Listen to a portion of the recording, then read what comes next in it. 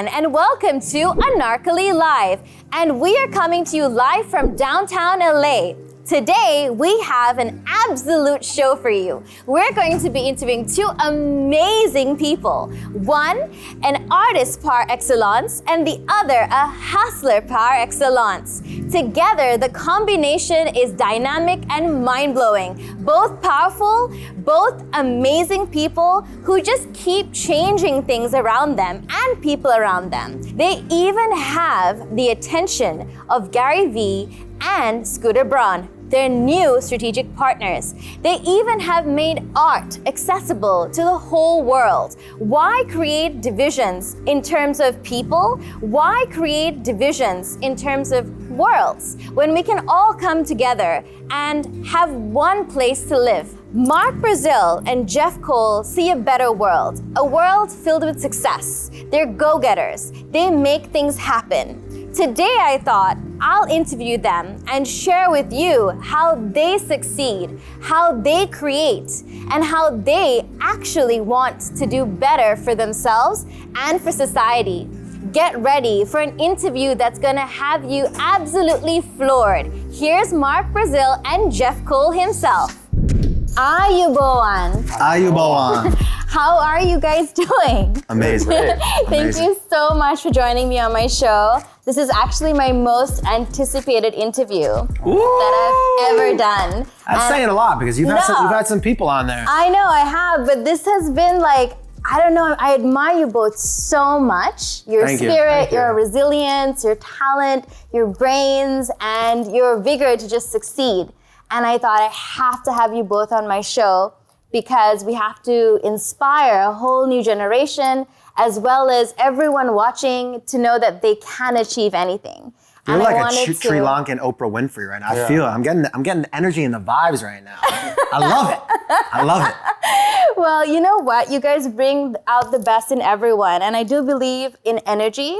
And I remember the first time that I actually came to the headquarters and I met the both of you. I knew right away, I was like, these two people, I think everyone has to align themselves with you and with your products because you've sort of changed the sort of industry in terms of art and the way people can own art and appreciate art.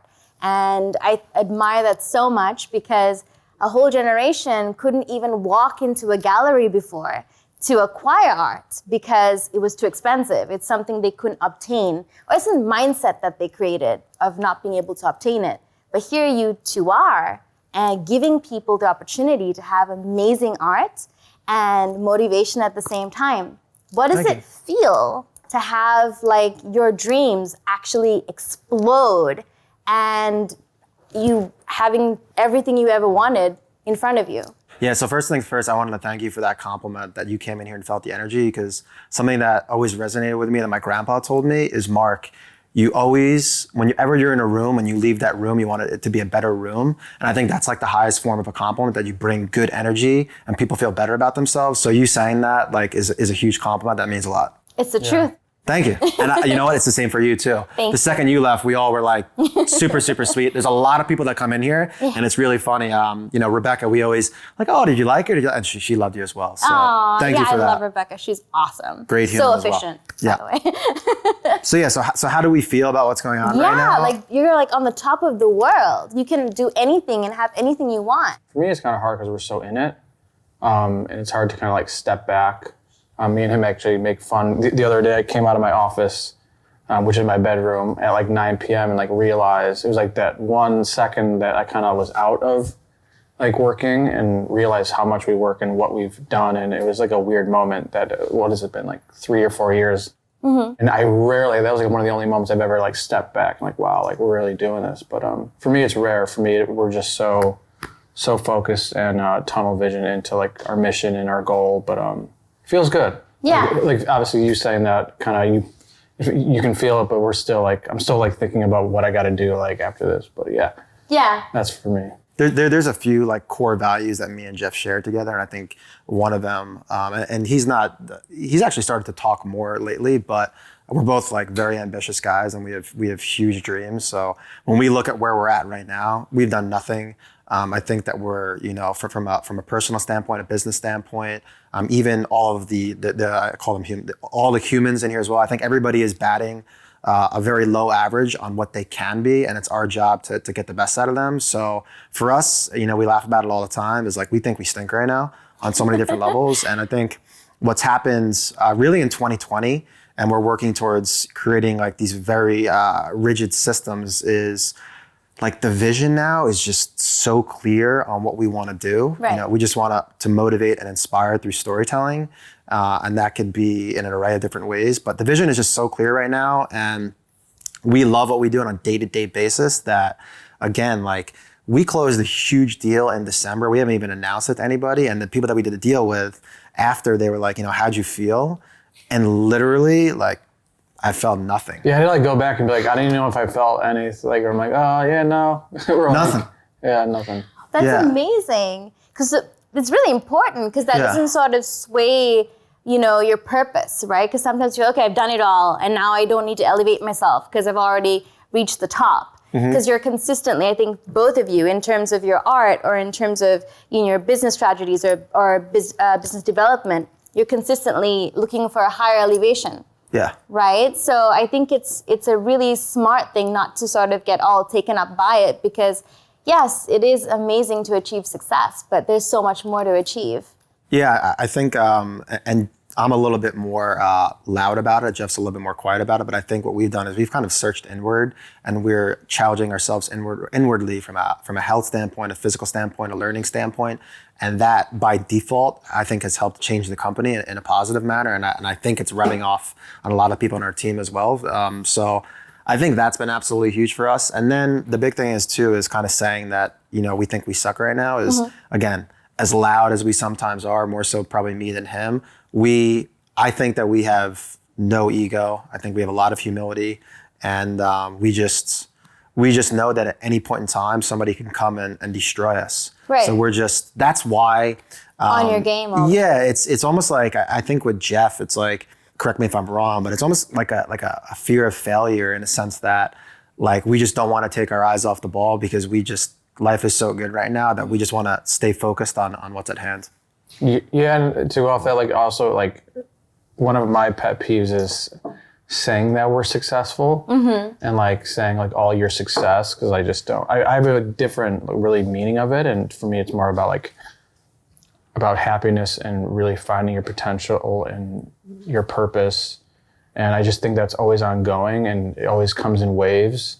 So you're kind of always just working on it. So it's not like you achieve success, and it's almost just like you're just pursuing it. Right. Instead, it's almost like, the pursuit of happiness. I just think if you're pursuing what you want, you're just successful, and you're just going to keep, it's almost like the ride of it. And there's really no end point or achieving or a finish line. It's just like you find it and you pursue it. And if you're doing that, then I think that's success to me. Yeah, people think that like we don't have like work-life balance. Like my parents like think I'm psycho. I'm sure yours as well. And it's gotten to a point now where it's like I enjoy every moment of every single day. I enjoy doing quote unquote work. Yeah. So you're always working. It's amazing. Yeah. No, I enjoy what I do, and I think relationships have been a huge part in the success of our business. And I mean, you could tell I'm like a people person. Of course. I like, learning from people and meeting new people. So yeah, I joked to my team. We talked about it a week or two ago, and I just want to let them know, like,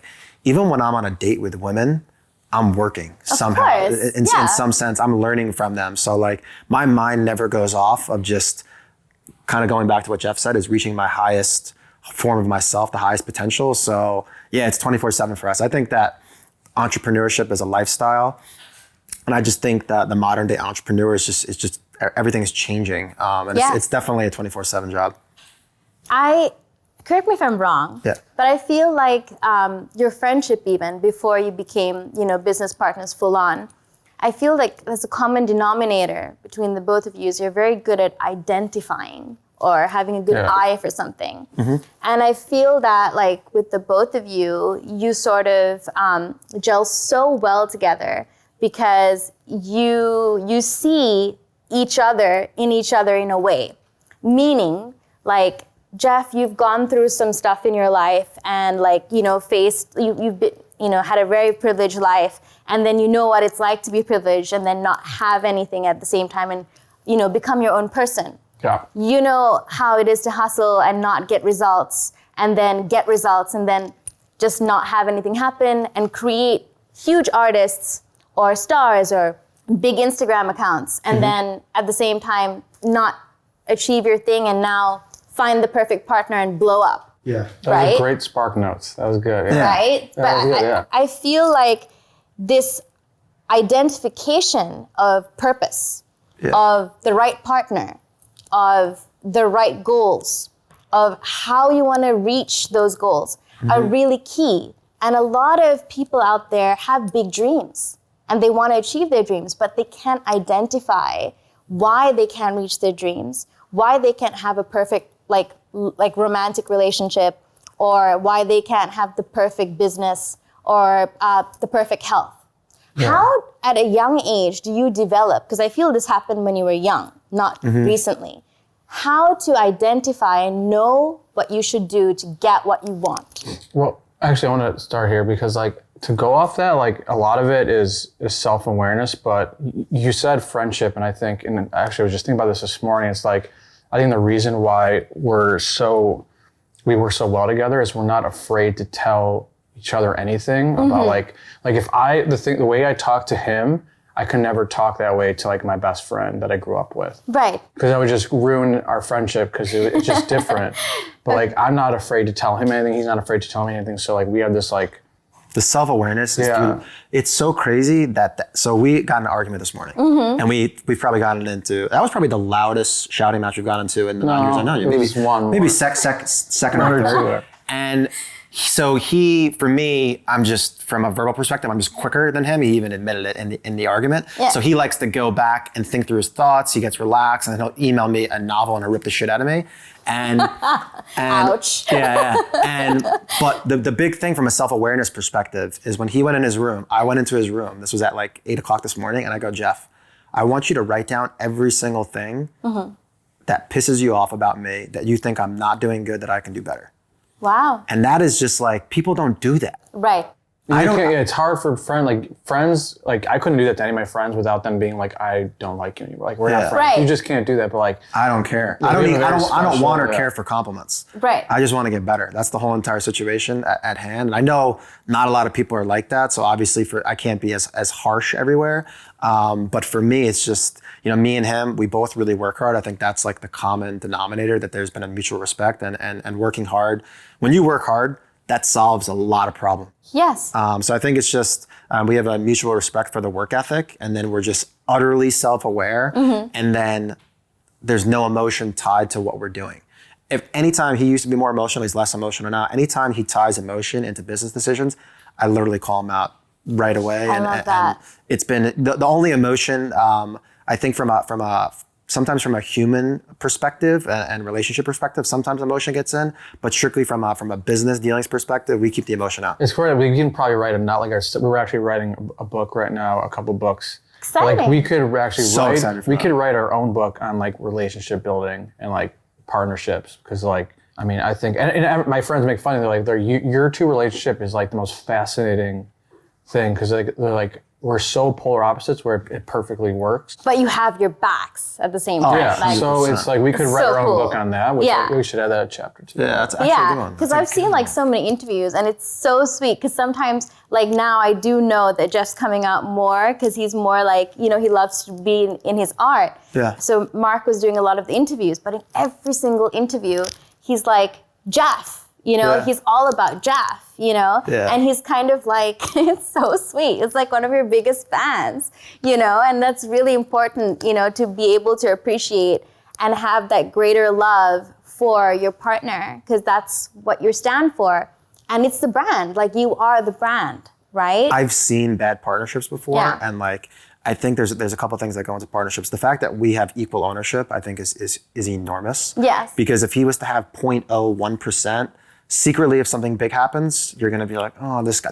I've seen it happen before. Right. And then, like for me, if you notice in any one of my interviews, they always ask me, where can they find you? In every single one of my interviews from the you give his first, handle, yeah. I say Iconic first because Yeah. it's brand overall. Yeah. Then it's myself, and then it's him. Just because me and him, obviously there's more people on the journey with us. Obviously we have a team, and we have other people that have ownership in the company. But like, me and him have been in this together for 8-9 years. I mean, I've seen him. I mean, we've both seen each other at the lowest of all lows, and we've been in the same companies together. So the second we saw a little bit of success, I think that me and him we just have like an obligation to each other that like we gotta keep this going. Yeah. So I mean, it's amazing because at the same time, you said you want to keep this going, but you want to be the best at what you do.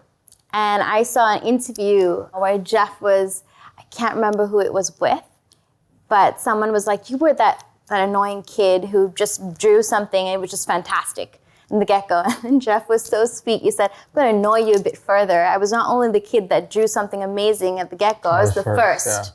Yeah. And that was, for me, it was like, phew, to be able to say that, that's like so awesome. Because a lot of people get so introverted about being the best or being proud about saying, I'm good at what I do. And then at the same time, well, that's where like the competitiveness comes in. And like, I grew up obviously huge, Michael Jordan fan, and I try to embody like his, I guess now we call it the mama mentality because of Kobe, and we're studying him a lot more and have been.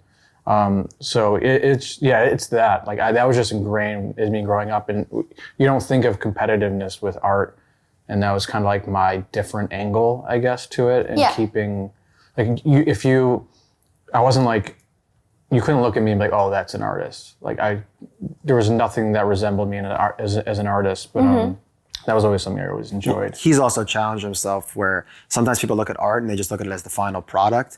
Now, as him being a businessman, he's chopping it up, and there's individual variables that go into the art, and then he's pushing himself from a speed perspective, from a concept perspective. So everything he's pushing himself in all of these little pockets. Like one of our guys, he's new, he just moved here last week, and I noticed that how he works, he works longer than everybody, but he's cruising at a 7 speed. Oh. And I go, and it was 8:30, you were coming here at 9:30, and I go, I want you to start going in these 30-minute pockets where you go and you work really, really hard. Then you can take a 5-minute break, work really, really hard, and I think you're gonna get better results that way. Right. And he did it, and I like the results that he came up with, and it's an individual challenge. It's a lot of people look at the macro result, but they don't look at the micro tasks that go into achieving that result. And if you focus on the micro tasks, your macro result is gonna get there by itself. Yes. Yeah. So I think Jeff doesn't even know, as he's not looking at how I'm looking at it, but he's been doing that. And our guys do that too. They want to get a video done the fastest. So we're looking at it, it's art and creative, but there's a business element to it that I think that we've created that culture and everybody's doing it. Yeah, I mean, it's tough to like define like the creative department as like analytical and business. So like we're actually trying to rewrite and be like, you know what, I think it is. And we're now like rewriting kind of definitions about like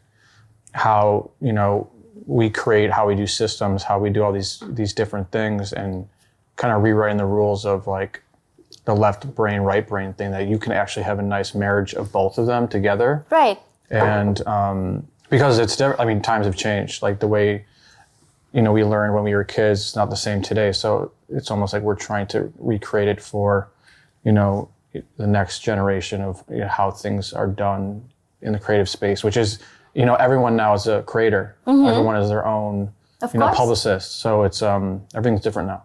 Mark, what was it like for you to have like, in terms of, trying to make it and do all these things? I know you've done various things from college days to sort of, be an entrepreneur. And you're like self-made, but then at the same time, you're not sort of closed off to get knowledge and information from others and grow and learn. But at the same time, no one's perfect, right? Yeah. So to have someone come up to you and tell you you're not worth an assigned value, how do you take that? Some may call it pain, some may call it humiliation, all that stuff, and turn everything around and make it something positive. Because a lot of people think when they have a loss in their life, they lose their job, or if someone criticizes them or puts them down, that that's it because they sort of succumb to what has been assigned to them. Yeah. How did you not do that? And how did you sort of elevate yourself and come up and above all of that? Well, it's kind of like the same thing with art. I was worth that much because the market dictates how much you're worth, and that's how much I was getting paid. So ultimately, I was worth that much. That's the first thing that I think people sorely underestimate.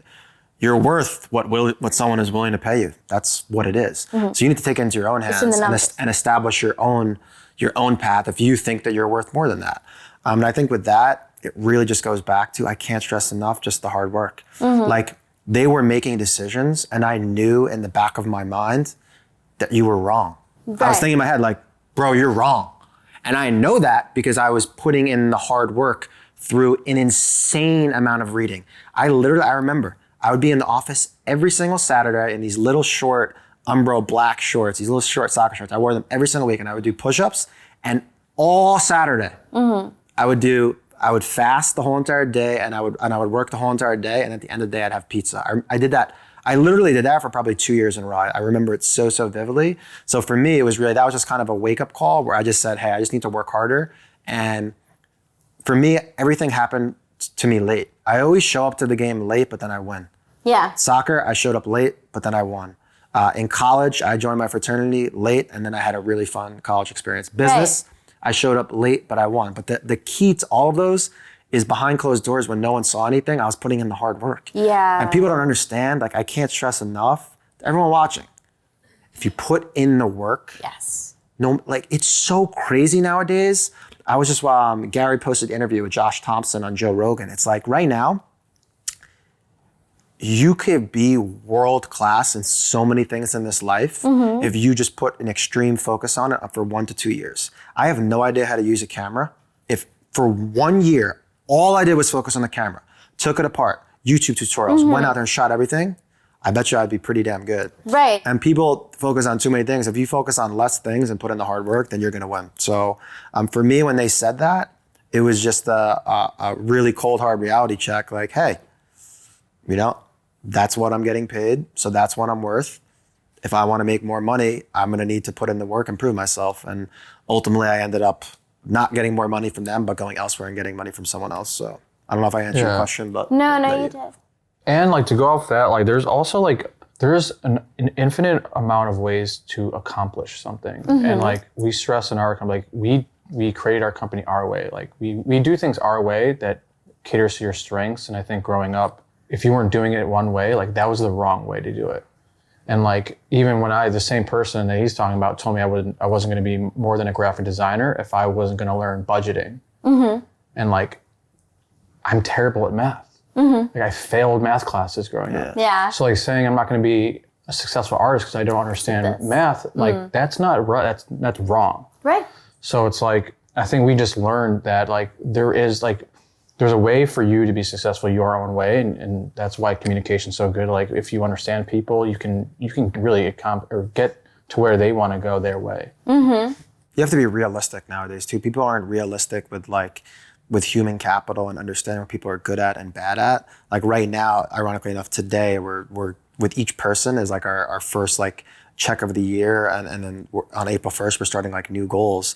And like, some people just aren't good at doing certain things. Right. And we're not going to force them to be good at those things. We're going to reassess their core DNA, what makes them happy, what they can be good at, and then utilize that appropriately to help the company. Yes. And then figure out, their weakness that they should be good at. We'll figure out a way to make it work elsewhere. So I think people, they want it a certain way, but if that's not what it is, then you have to readjust. Yeah. And like, I think me and Jeff are just, like, he knows, like, there's certain things with me that I'm like, I don't even know. You call me like a child or an idiot over there. I forgot what you called me, but like, literally, it's literally, I mean, Rebecca knows. It's a joke about how bad I am at certain things, but we have to understand that, and then we need to put me into more positions into doing things that I will destroy anybody at. So we're very self-aware. I mean, the first time that I ever spoke to Mark was so funny, because I was actually thinking I was talking to somebody else, and then I find out later I was talking to Mark, and Where was this, Iconic DM? Yeah. Hey. Oh, yeah. And it was on Christmas, And he was working on Christmas. We're actually trying to get him off that. So See that? You see the biz dev that just happened? no, like he can be in there, but he can't be doing. You see the flowers. biz dev game, baby? Amazing. Biz dev game crazy. We're going to like, Sri Lanka and we're going with her. She's gonna give us like the greatest tour guide. by the way, yes, 100%. I would love the both of you to come. And of course, I will give you like the whole experience. I'll be the best tour guide. I'd love to have you both over, and everyone would love to have you there too. But that's amazing because, like, you know, a lot of people keep saying, you got to work harder, or, you know, you got to work. But you guys are actually working. You're doing it. You're not just like talking about it, right? Do you know what I think it goes back to too? Is it's before the work hard, and I think you need to unravel that and look back into finding something that you truly love to do. Mm-hmm. Because the reason not working hard. You're just the reason why I was talking to you during Christmas is because I actually love interacting with humans. That's why. Right. That's why I was doing it. Like I wasn't doing accounting on Christmas. You know what I'm saying? No, but that's the beauty of it, because it's about people, right? Like, who are your customers? What is your market? Humans. Yeah. So if you, and then you're the brand, right? So what a huge difference it makes if the brand is connecting with the consumer. Yeah. Then you're like, wow, I want to buy into that, because these are some really cool, down-to-earth, real people who really care, right? And I think that that's another unique thing about your success in terms of business development, even on your like Instagram accounts and your numbers, your followers, because people see how authentic you are. And that's the beauty of, you know, your art, and then, you know, your vigor and tenacity and just, you know, everything. So I think it's so important that you continue that, because connectivity is key. And another thing I think a lot of people, you know, need to do is like choose who you follow. Oh yeah. Right? A lot of people follow people who sort of take them off their course, you know, they take them off an aberrated journey. And that's sort of stops you from reaching your purpose. And I wanted you to sort of like, both of you, if you could, talk a little bit about that. How do you choose who you follow?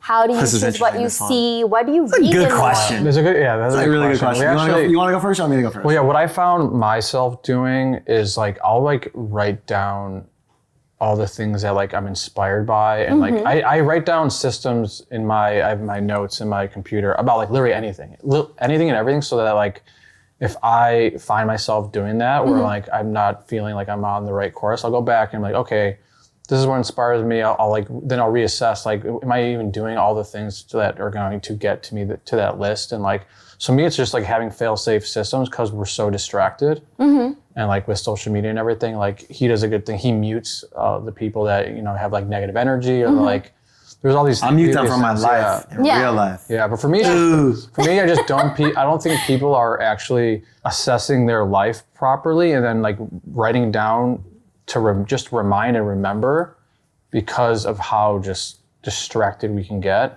So me, it's just like recognizing it and doing whatever you need to do to like remind yourself, because our iconic is reminders. I mean, we sell art that has, you know, quotes and stuff to remind you stuff that we often forget because we lose perspective. Look at Jeff, young salesman right there. That was a good little audio clip right there. There you go. I like that.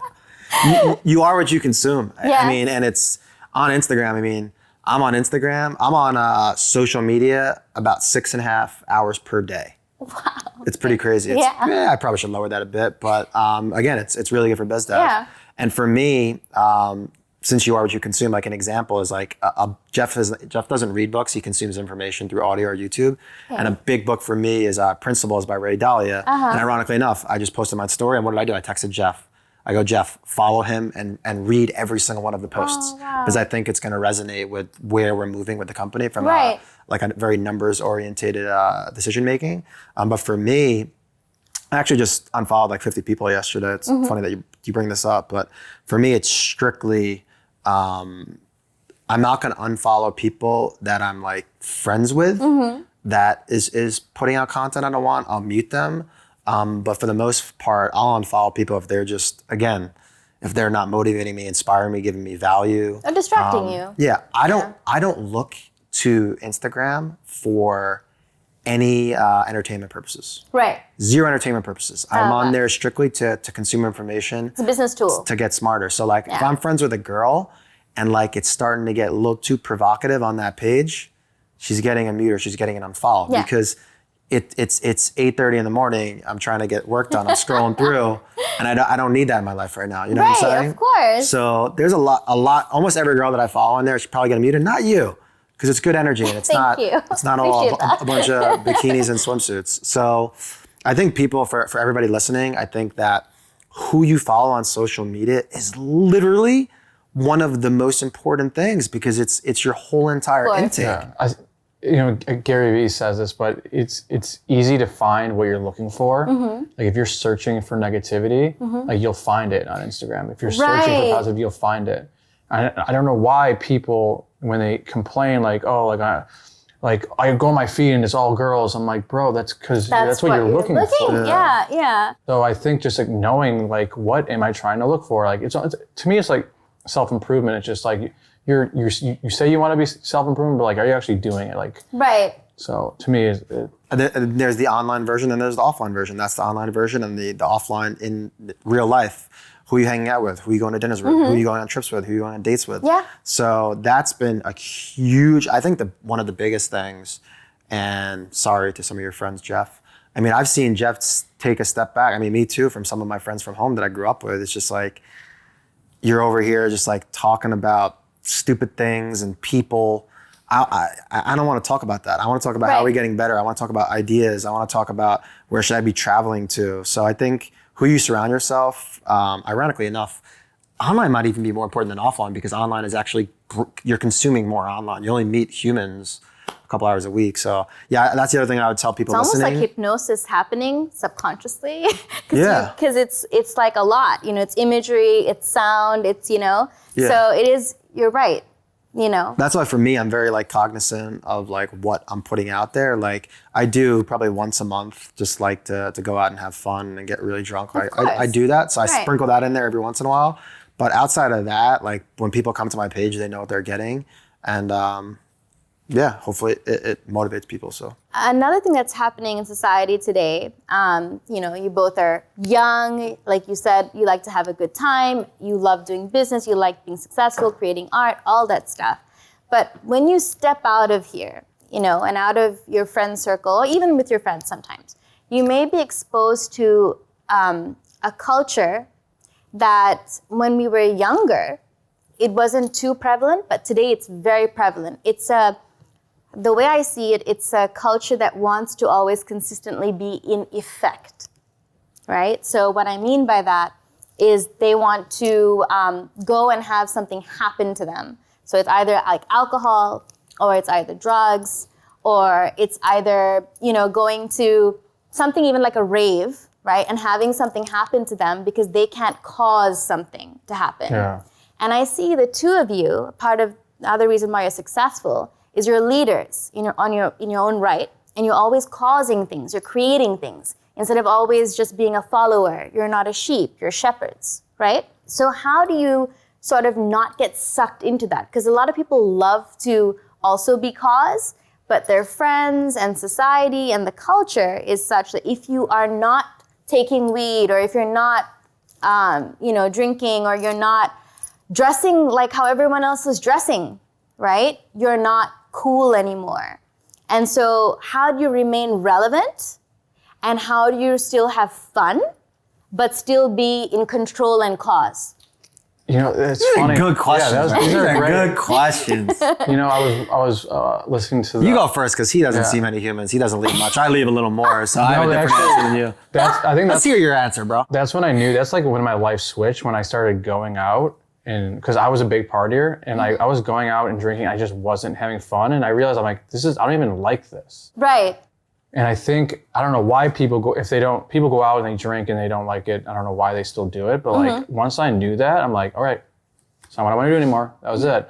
Well, you brought up an interesting point is like, Naval said like, everyone's like scared of automation in jobs. And he's like, but they should be happy because humans don't want to even do that. Like humans are the most happy, and actually he thinks that a cure to depression is creation. Like humans are the happiest and will be the happiest when they create things. Right. Every human wants to create something. They don't want to think that what they're doing, can be automated. Right. So he thinks a huge cure to depression and just like is creating. Making and things. I think, making things.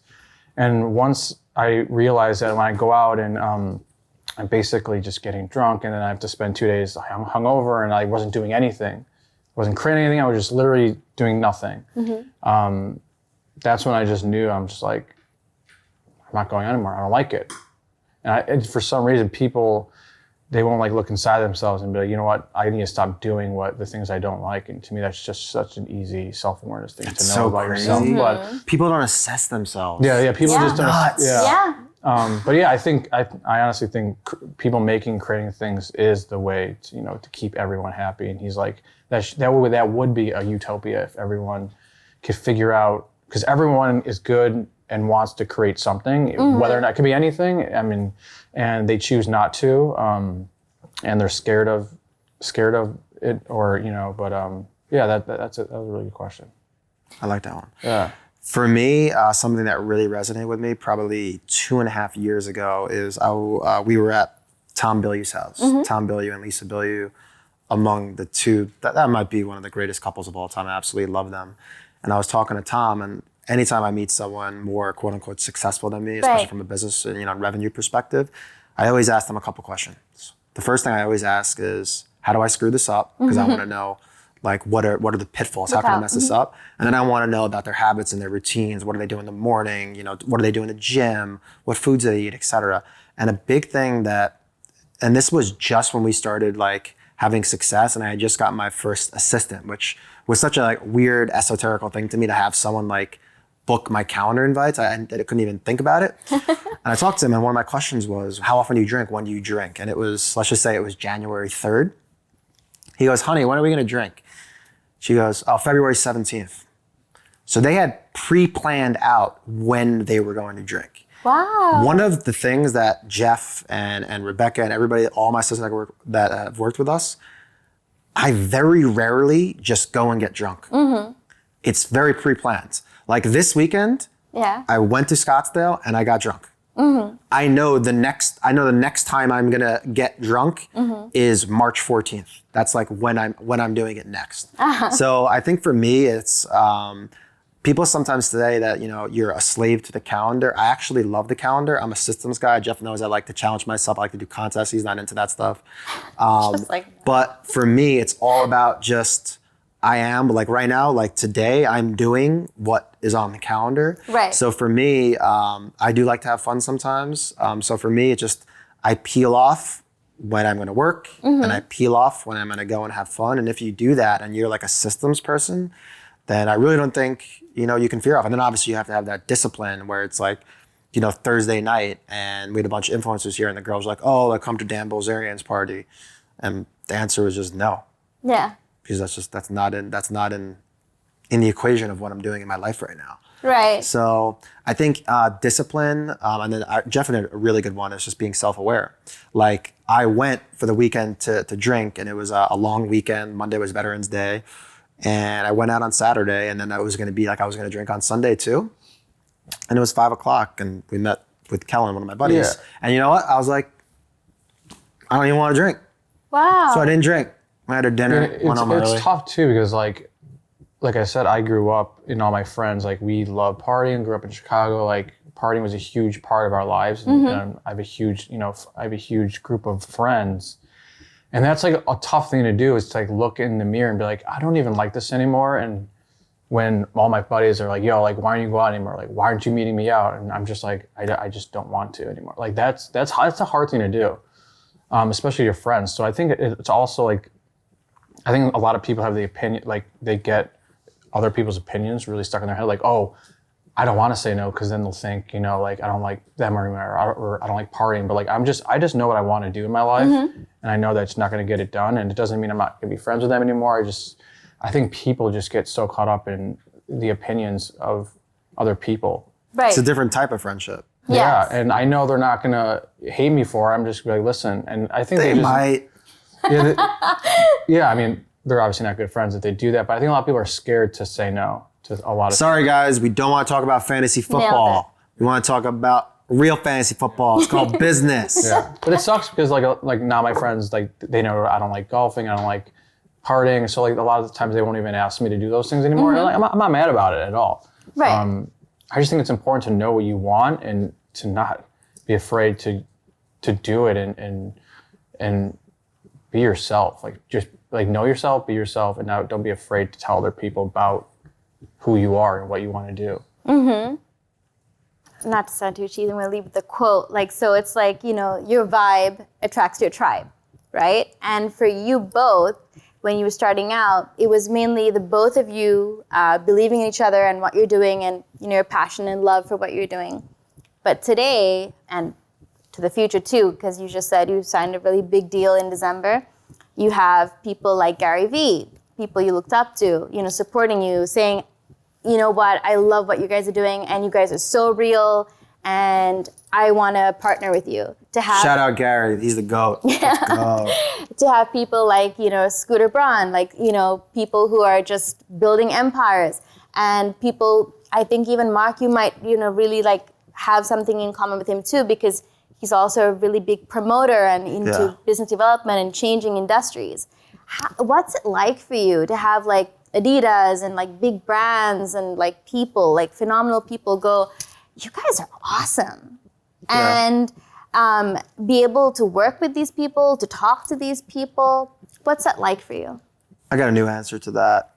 So I keep, it's funny because I'm just, Yeah, you know when you said that, I was like, I don't know. Yeah. I don't know your opinion on this, but I think I'm just like a really big dreamer. I'm just big, and I call in. I'm like, Jeff. Sometimes randomly, like I'd say once every couple of months, I'm like, Jeff, you have no idea what we're sitting on. You have no idea how big this is going to be. Yeah. Like I remember, I was like, okay, like you get like that. I don't. I was like, okay, we'll sell this for 50 million. And I was like 100 million, and I was like 500 million, and I was like, I think we could sell this thing for like $1 billion. So my goal with that is how we look at the Adidases and Nikes. I want one day people to look at us and think we're going to be the Adidases and Nikes, and then us to bring on, you know, people, you know, the younger versions of Jeff and myself, and then bring them under our wing. And I can't wait for that because we also are very passionate about teaching, just learning and teaching. So I can't wait to have those relationships because a lot of those big companies, I really don't like how they move, to be honest with you. Right. And for me, it's like everything is cool and exciting until it isn't. So like when those things happen, like I want them to happen. Like I grew up my whole life wanting them to happen, but when it does, it's like, okay, what's next? On to the next thing. It's just so, I've never been that person that was like, oh my God, I can't wait for this to happen. When it does, I'm just like, okay, I'm taking a month off, celebrating this. It's just like, that's just not how our mind works. That's called loser mentality. Let's get that one in there. Yeah. So yeah, I guess like even when you said that question, I was just like, I had like zero emotion because like that's something I think about and wanted for as a kid, and you think about it so much that you just like expect it to happen because you actually are doing the things to put yourself in a position for them to happen. So it's not weird or exciting. Like me getting recognized for being a good writer or a business person, I get so excited about those things because that's not what I grew up and expected me to be about. And so those things get me excited. But when you're like, oh, how does it feel to people say you're a successful artist? I'm just like, people have been telling that my whole life. And it's like, I've worked hard to say that. So like, that's not anything new to me. Right. But like these things that like writing a book to me is like the most exciting thing like in my life because like I've never ever endeavored in it's you never told me that, Jeffrey. It's the same thing like look at that, you're bringing out new things. It's the same thing with Kobe Bryant. If you look, the most exciting thing to him was winning that Oscar, right? Of course. Because he never thought he would do it, and it was never something he wanted to do. And I think anytime you mention winning in basketball, it was just like it's the same mentality we have. So I think we have similarities in that way. That's amazing. We're coming to the end of the show. So in closing, I have one more thing I wanted to ask you.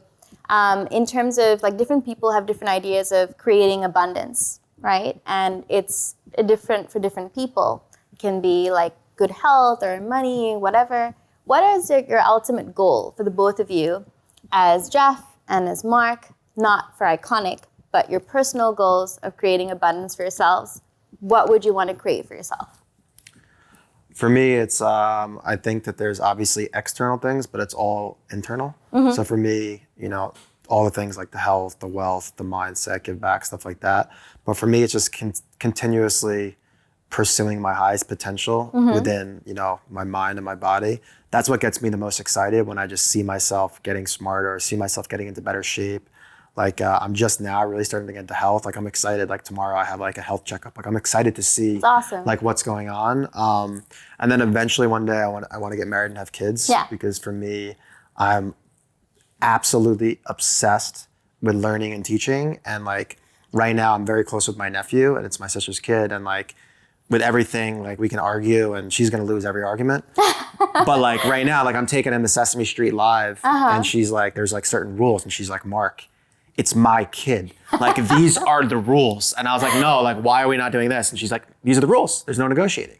So like for me, I really want to bring someone into this universe, and I want him to be like, him or her to be like my, kind of like how Kobe did with his kid. Like that's something like I'm going to be like, it's going to be so systematic with me. Like I see sometimes like when my nephew like eats certain stuff, like it gets me really angry. Like why is he eating that? Like why is he not listening to classical music that gets him smarter? Like, you know what I'm saying? Stuff like that. So like for me, it's just the internal battle with myself. It's eventually having a child. And then I would say just inspiring and motivating just anybody and everybody. So those are my 3 things. I love that. Yeah. Jeff, how about you? Need to find a girlfriend first. For me, it's a little bit more complicated. I think that I've been having a lot of joy in figuring out myself more and more every day, and figuring out what I actually truly like, and then executing on it. So I think as long as I'm like actively searching every day on what I enjoy and what I like, and then finding ways for that to happen, I think I'm just gonna find my way to that, I guess. Like he has like goal setting, and he has like, oh, okay, I have 5-year, 10-year plans. Jeff doesn't do goals. Yeah, to me, it's just like every day, like, am I learning more about myself, and am I doing the things to make that true? Because I think a lot of people, they don't act upon the things that make them happy. And I find that very strange and like upsetting. So I think the more I do that and then express that to people, I'll inspire them to do that themselves. And I think that is what really leads to true like happiness and abundance. I love that. And then finally, if there was a quote that could sum you up, what would it be? Rest at the end, not in the middle. Kobe Bryant quote tattooed on my leg. Love that. We're on a mission right now. We're just starting. So for me, it's kind of goes back to just like, I'm excited. I'm celebrating the victories, maybe in my head, but like we have a lot of people to prove wrong, a lot of people to prove right. And I still get so excited over just like inspiring and motivating people. And that's why I answered DMs on Christmas. Yeah. So pushing product and like making it happen. It's amazing. And we've found this beautiful medium where it's like the product ties into our core DNA from such an authentic level that it's like I'm communicating, but I'm also like pseudo selling. It's like it's actually wild. So rest at the end, not in the middle. R.I.P. Kobe Bryant. Let's go. For me it's a little tougher because you're like asking Jeff, my favorite. You do quotes on the art pieces. You don't know your favorite quote. I just gave you 3 minutes. No, but it's like asking this guy right here. It's like one of your most favorite ones. It's like asking like who your favorite child is in a sense. Yeah, I'm gonna say who my favorite child is when I'm a child. To me, I'm gonna say which one it is. To me, it like changes every day, depending on like what I'm going through. So maybe, I mean, I always loved the outwork everyone. That's always been my favorite, just because like it always kind of realigns me back to really like my killer instinct and like kind of what got me here. So that one's always been kind of an all-time favorite for when I'm like kind of feeling out of line. But I always like to tell the story about how Keep Going, the Muhammad Ali piece that we have. Then when Jeff is now tapping into his business side, that he's analytically picking the pieces that do great on the revenue side. No, I love where you're going with this, brother. Why are you talking Keep about going, Monopoly? Muhammad Ali, officially sponsored. Yeah. Crushes that piece. I can do my favorite piece. I mean, I really like the happiness one, the Monopoly one. Like the 68th anniversary collection, right? Is that? Or 85th, yeah. I'm sorry, 85th. Yeah, I love the happiness one that says money can't buy happiness. And that's actually 2 pieces we have with that same quote. One of them, which Mark actually wrote on, which is his first collaboration. Oh, there you go. Yeah, but good for you. Giving me some credit on the creative. For me, that's really Bless you. important. I think that a lot of people just think money can buy happiness, and they're dead wrong. And I love that quote by, I think it's Jim Carrey, where he's like, I wish everyone could be rich so that they can realize that, money won't make you happy. And I've had no money, and now I have some money where I have freedom, and I know that that doesn't buy happiness at all, and you really have to work on yourself. It has nothing to do with things you can buy. So I guess those pieces, a lot of happiness pieces, but to finish the Keep Going story, the Keep Going piece is the first piece that I looked at in our office when we were having like a really rough week, and it like actually worked on me. And I like to tell him, like, I can't get inspired by my own work. It's like impossible for me. And that's the only piece that's ever inspired me when I was having a tough time. Go buy it. Motivation on Yes. steroids, guys. Keep going. So I was kind of shocked, and that's why That was a little subtle sales pitch there. I like that one. You guys, I love the both of you. You guys are amazing. Thank you. I loved having you on the show. And I have to say, definitely, I was from the get-go, I knew this was going to be my favorite interview. This is one of our favorites. I think it's one of my favorites. Yeah. I enjoyed it. You asked some really good questions. Oh, thank you. Jeff came in with low energy and was like, why is that? It was good. I enjoyed that. That was a good time, guys. I like to save my energy instead of, take it all out. I have unlimited energy, Jeff. Yeah, he does. When you're sleeping, I'm at the gym. Yeah, everyone has their own processes. Goodbye, Jeff. Thank you for having us. Hey, you guys are absolutely iconic. You really are, and I can see you guys surpassing everyone and just achieving everything that you both want to achieve. And I can't wait to have you both in Sri Lanka. Thank you so much for joining me again, and I have some gifts for you on either side of you. Are we opening on camera or no? Yeah. Well, if you like, otherwise no, you don't need to. we'll wait. It's for your creativity and for your intentions to to help put out better energy and keep all good vibes around you. And I hope to see you guys very soon. And thank you again. Thank you. Thank you.